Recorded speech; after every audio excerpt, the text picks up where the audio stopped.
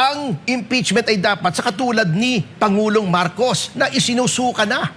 Suklam na tayo kay Pangulong Marcos dahil sa korupsyon. Ngunit hindi natin pwedeng tanggalin. Ngunit kapag nag-file ka naman ng impeachment, hindi tatanggapin, gagamitin nila yung control nila sa House para patayin yung impeachment. Hindi si Pangulong Marcos yung impeachment complaint.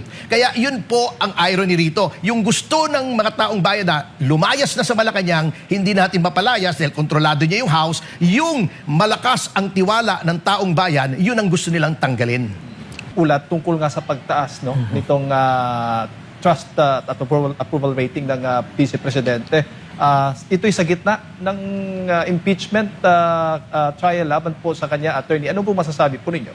Alam niyo po, yan nga ang irony. Alam niyo po, yung mechanism of an impeachment ay para tanggalin ang isang tao na lagi lang sinasabi, paulit-ulit, betrayal of public trust. Tingnan po natin kung anong purpose ng impeachment. Yan po ay para tanggalin ang isang opisyal na bagamat sinusuka na ng taong bayan, ay siyempre, hindi mo naman pwedeng buhatin palabas ng Malacanang yan o kung mahistrado, palabas ng Korte Suprema at ihagi sa lansangan. Siyempre, kailangan tanggalin mo yan.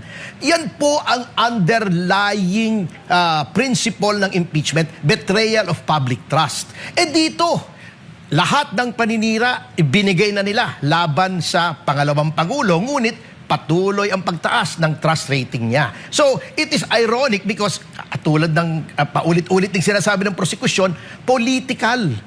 Ang impeachment is mainly political. Ano ba yung ibig sabihin ng political? It comes from the Latin word politicus, meaning of the people, about the people. Ito ang people, ang ayaw na matanggal si VP Sara Duterte. Pagkatapos ikaw naman, tatanggalin mo. Ito para mas applicable. At sa katulad ni Pangulong Marcos na isinusuka na. Suklam na tayo kay Pangulong Marcos dahil sa korupsyon. Ngunit hindi natin pwedeng tanggalin. Ngunit kapag nag-file ka naman ng impeachment, hindi tatanggapin, gagamitin nila yung control nila sa House para patayin yung impeachment. Hindi si Pangulong Marcos yung impeachment complaint. Kaya yun po ang irony rito. Yung gusto ng mga taong bayan na lumayas na sa Malacanang, hindi natin mapalayas dahil kontrolado niya yung House. Yung malakas ang tiwala ng taong bayan, yun ang gusto nilang tanggalin. Opo. And attorney, pwede rin ba silang habulin sa korte kung halimbawa sumunod sila sa impeachment court tapos napatunayan na mali pala yung decision ng, if ever lang para napag-uusapan lang po, itong mga magbibigay ng records at susunod sa magiging utos, or pwede nilang sabihin na binigyan kami ng utos ng impeachment court Maaring sila ay makalusot sapagkat yun nga po, it is in obedience to a lawful order kung later on. Kaya nga po, iyan ang danger dyan.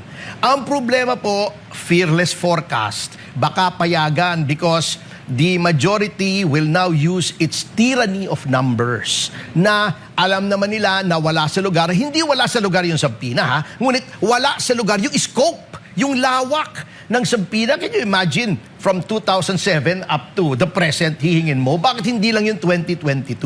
Alam mo that it is an overbreadth, overreach.